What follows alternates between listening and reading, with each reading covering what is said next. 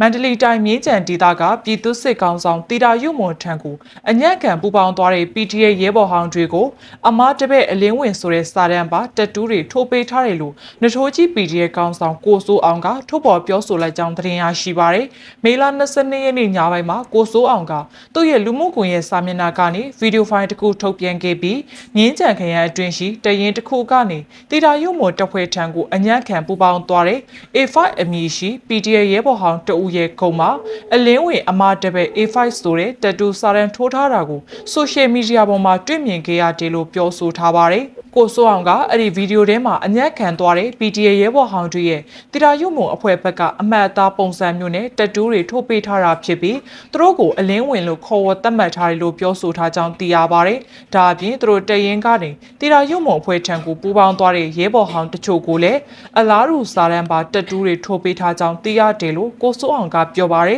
။စကားစစီအညံ့ခံသွားတဲ့သူတွေကိုဂုတ်မှာအလင်းဝင်ဆိုပြီးတက်တူးထုတ်ပေးထားတယ်ဆိုတာဟုတ်ပါတယ်။အဲ့ဒီသတင်းကတေးကြပါတယ်လို့ကိုစိုးအောင်ကအတိပြုပြောဆိုထားကြောင်းသိရပါတယ်။တက်တူးထုတ်ခံထားရတဲ့ A5 ဆိုသူဟာ2025ခုနှစ်အတွင်းမြင်းကြံ MPT တပ်ဖွဲ့ကနေတီတာရုံမွန်တပ်ဖွဲ့ထံကို MA3 တနက်တလက်နဲ့အညံ့ခံပူးပေါင်းသွားသူဖြစ်တယ်လို့သိရပါတယ်။လက်ရှိမှာတီတာရုံမွန်အဖွဲ့ဟာမြင်းကြံဒေသအတွင်းစစ်ကောင်စီနဲ့ပူးပေါင်းပြီးပြည်သူ့စစ်ပုံစံလှုပ်ရှားနေတဲ့အဖွဲ့တစ်ခုဖြစ်ပြီး PTA ရဲဘော်ဟောင်းတွေကိုအညံ့ခံဝင်ရောက်လာစေဖို့စီယုံမှုတွေလည်းစတိုင်လှုပ်ဆောင်နေတယ်လို့ပြောပါတယ်။အဲဒီလိုအညံ့ခံပူးပေါင်းသွားသူတွေကိုတတူးထိုးပေးတာဟာအဖွဲ့အပေါ်တစ္ဆာခံတာကြောင့်အမတ်သားပုံစံမျိုးဖြစ်နိုင်တယ်လို့ဒေတာရင်းစစ်ရေးစောင့်ကြည့်သူတချို့ကသုံးသပ်နေကြပါတယ်။ဒါအပြင်လက်ရှိတော်လှန်ရေးကာလအတွင်း PTA ရဲဘော်ဟောင်းတချို့စစ်ကောင်စီနဲ့ပူးပေါင်းသွားတဲ့ဖြစ်စဉ်တွေရှိနေသလိုတချို့ကိုလည်းစစ်ကောင်စီလက်အောက်ခံပြည်သူစစ်အဖွဲ့တွေကလူမှုကွန်ရက်ပေါ်မှာဝါဒဖြန့်အသုံးချတာတွေစတိုင်လှုပ်ဆောင်နေတယ်လို့သတင်းရရှိပါရရှင်။တနင်္သာရီတိုင်းလောင်းလုံးမြို့နယ်မှာအကြမ်းဖက်စစ်တပ်စစ်ကြောင်းထိုးလာတာကြောင့်တော်လိုင်းရေးတပ်ဖွဲ့တွေနဲ့တိုက်ပွဲဖြစ်ပွားခဲ့ပြီးစစ်တပ်ဘက်ကထိခိုက်ဒေဆုံးမှုရှိတယ်လို့ဒေတာရင်းသတင်းအရင်းမြစ်တွေထံကသတင်းရရှိပါရယ်မေလ22ရက်နေ့မနက်အစောပိုင်း3နာရီခန့်မှာလောင်လုံးမြို့ပေါ်ကနေထွက်လာတဲ့အကြမ်းဖက်စစ်တပ်စစ်ကြောင်းဟာငင်းမော်ရွာရင်းပုတ်ရွာနဲ့ဆက်ပြေးရွာဘက်ကိုစစ်ကြောင်းထိုးဝင်ရောက်လာခဲ့တာဖြစ်ပြီးကျေးရွာနေပြည်သူတွေဘေးလွတ်ရာကိုထွက်ပြေးတင်းရှောင်ခဲ့ရတယ်လို့ဒေတာကန်ကပြောပါရယ်အဲ့ဒီစစ်ကြောင်းဟာမနက်9နာရီခွဲလောက်မှာဆက်ပြေးရွာကိုရောက်လာချိန်တော်လိုင်းရေးတပ်ဖွဲ့တွေနဲ့ထိထိတိုက်ပွဲဖြစ်ပွားခဲ့တာဖြစ်ပြီးတိုက်ပွဲအတွင်းအကြမ်းဖက်စစ်တပ်ဘက်ကထိခိုက်ဒေဆုံးမှုတွေရှိခဲ့တယ်လို့သိရပါတယ်။ဒါပေမဲ့ထိခိုက်ဒေဆုံးတဲ့အရေးအတွက်ကိုတော့အတည်ပြုနိုင်ခြင်းမရှိသေးဘူးလို့သိရပါတယ်။စစ်ခွေးစစ်ကြောင်းကမနက်3နာရီလောက်မှာလောင်လုံးမြို့ပေါ်ကနေထွက်လာပြီးမြင်းမော်ရင်းပုတ်ဆက်ပြေးရွာဘက်ကိုစစ်ကြောင်းထိုးလာတာမနက်9နာရီခွဲလောက်မှာဆက်ပြေးရွာရောက်တော့တိုက်ပွဲဖြစ်ကြတာပေါ့အခုတော့ပြန်ငြိမ်နေတဲ့ပြည်သူတွေကတော့ရွာလုံးကျွတ်ထွက်ပြေးနေရတယ်လို့ဒေသခံစစ်ရေးသတင်းရင်းမြစ်တအူးက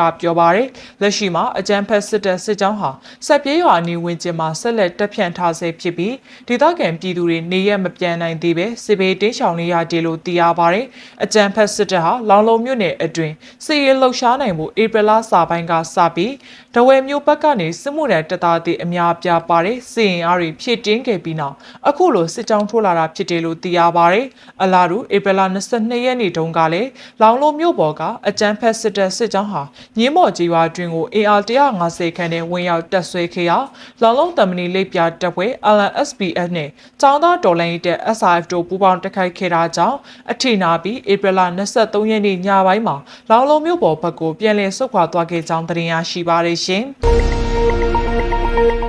ပဲခူးတိုင်းအနောက်ချမ်းပြည်မြို့အကျဉ်းထောင်မှာအကျဉ်းကျနေတဲ့နိုင်ငံရေးအကျဉ်းသားတအူးတေဆုံးခဲ့ပြီးနောက်ထပ်နိုင်ငံရေးအကျဉ်းသားတအူးမှလည်းလေဖြတ်သွားတယ်လို့အကျဉ်းထောင်နဲ့နှိစက်သူတွေထံကသတင်းရရှိပါရယ်မေလ22ရက်နေ့မနက်7:00နာရီခန့်မှာပြည်အကျဉ်းထောင်ကနိုင်ငံရေးအကျဉ်းသားဦးထေးအောင်ခေါ်ထေးအောင်နိုင်အသက်49နှစ်ကွယ်လွန်သွားခဲ့တာဖြစ်တယ်လို့အကျဉ်းထောင်နဲ့နှိစက်သူတွေကပြောပါရယ်မင်းညနေကလေးကအသက်ရှူကျက်တဲ့ရင်မတ်ထေးတောင်းတောင်ကြီးဖြစ်နေတဲ့ဆိုပြီးထောင်ဆေးရုံမှာကူတာတာမတက်တာလို့ဒီနေ့မနေ့မှာအပြင်ဆေးရုံကိုပို့တဲ့နေ့လယ်7:00နာရီမှာဆုံးသွားတာလို့အကျဉ်းထောင်နဲ့နှိစက်သူတို့ကပြောပါရယ်ဦးထေးအောင်ဟာမေလ21ရက်နေ့ညနေကစပြီးပြည်ကျဉ်းထောင်ဆေးကမ်းမှာဆေးကုသမှုခံယူနေခဲ့ပြီးနောက်ပိုင်းပြည်မြို့ပြည်သူ့ဆေးရုံကြီးကိုရွှေ့ပြောင်းကုသခဲ့ပေမဲ့တေဆုံးသွားတာဖြစ်တယ်လို့သိရပါရယ်တဲကုန်းမြို့နယ်တင်းနီတော်အုပ်စုမြစ်စုကုန်းရွာသားဖြစ်တဲ့ဦးထေးအောင်ဟာလူပြိုတူဖြစ်ပြီးပုံမှန်52ကာကြီးနဲ့ပုံမှန်90ညတို့အရာထောင်ဒဏ်15နှစ်ကြာခံနေရသူဖြစ်တယ်လို့သိရပါရယ် အလားတူအင်းစိန်ထောင်ကပြောင်းရွှေ့လာတဲ့နိုင်ငံရေးအကျဉ်းသားဦးမြင့်နိုင်မြင့်ဆိုဟာလေ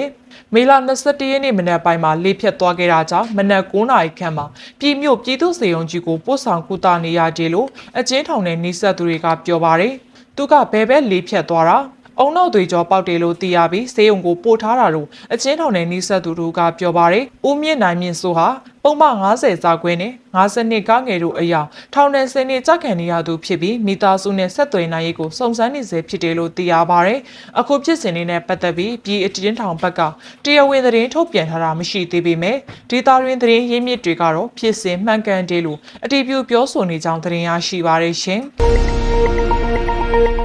ပဲခူးတိုင်းအနောက်ချမ်းအေယာဝတီတိုင်းမကွေးတိုင်းနဲ့ရခိုင်ပြည်နယ်ကြောက်ဖြူမြို့နယ်အတွင်းမှာအရက်ခါတပ်တော်ရေးနဲ့တိုက်ပွဲတွေပြင်းထန်နေပြီးအကြမ်းဖက်စစ်တပ်ဘက်ကထိခိုက်ဒေဆုံးမှုများပြားကတပ်ဆုပ်ထွက်ပြေးနေရကြောင်းသတင်းရရှိပါရယ်။ပဲခူးတိုင်းအနောက်ချမ်းညောင်ကျိုးစခန်းဒီတိုက်ပွဲတွေမှာအကြမ်းဖက်စစ်တပ်စစ်ကြောင်းတွေဟာဥမင်လှိုင်ကောင်းတူပြီးတက်လာခဲ့ပေမဲ့အေအေပူပေါင်းတပ်တွေကစောင့်ကြိုးတက်ခိုက်ခဲ့တာကြောင့်အထိနာပြီးပြန်လည်တပ်ဆုပ်ထွက်ပြေးသွားကြောင်းဒေသခံစစ်ရေးသတင်းအရင်းမြစ်တွေကပြောပါရယ်။အဒီနောက်ကာကွယ်ပစ္စည်းစက်ရုံကပါစာ16အနီးမှာလေအေအေပူပေါင်းတပ်တွေက3မိုင်ကွာအထိချင်းကပ်လာတာကြောင့်စက်ရုံအတွင်းရှိအရာရှိမိသားစုဝင်တွေ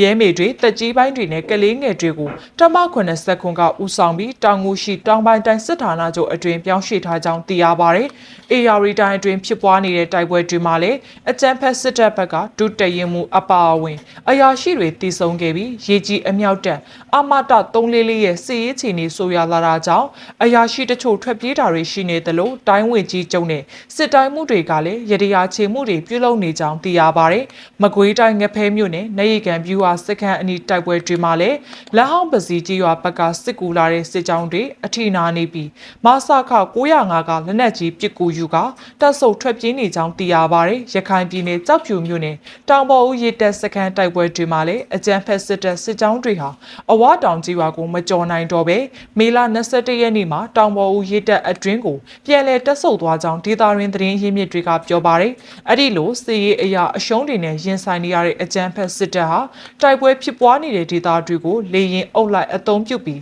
လေကြောင်းတိုက်ခိုက်မှုတွေစက်တိုက်လှုပ်ဆောင်နေသလိုတိုက်ပွဲမရှိတဲ့အေအေထင်းချုပ်နေမြေတွေကိုလည်းအသေးခံ drone တွေအုံပြုတ်ပြီးအရသာပြည်သူတွေကိုပြစ်မှတ်ထားတိုက်ခိုက်နေကြောင်းသတင်းရရှိပါရရှင်။